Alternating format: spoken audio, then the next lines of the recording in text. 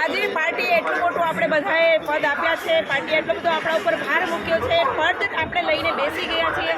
તો આજે મારી બધાને સૌને જેટલા પદ અધિકારીઓ છે આપણા મધ્ય ઝોનની અંદર એ બધાને નમ્ર વિનંતી છે કે લોકો અહીંયા આવો અને ચૈતરભાઈને આપણે જીતાડીએ.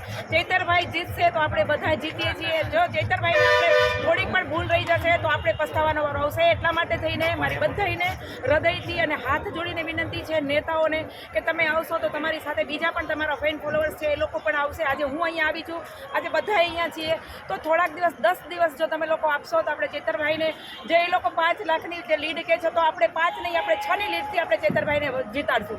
એટલે મારી સૌને નમ્ર વિનંતીને મધ્ય ઝોનના જેટલા પણ જેટલા લોકો છે, કાર્યકરો છે, પદાધિકારીઓ છે, એ બધાને આપણે અંકલેશ્વરમાં આવવાનું છે.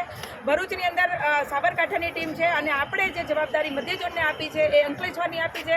એટલે બધાને નમ્ર વિનંતી છે કે બધાએ અંકલેશ્વર પહોંચો. અને અંકલેશ્વરની અંદર રહેવાની જમવાની બહુ સરસ સુવિધા છે.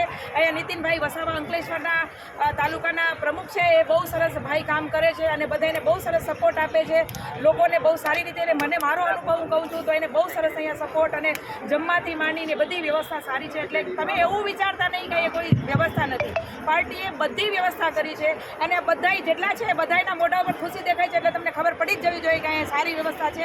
અમે બહુ આનંદ કરી રહ્યા છીએ અને બહુ મજા આવે છે. એટલે પ્લીઝ બધા અહીંયા આવો. જય હિન્દ, જય ભારત. વંદે વંદે ઇન્કલાબ ઇન્કલાબ.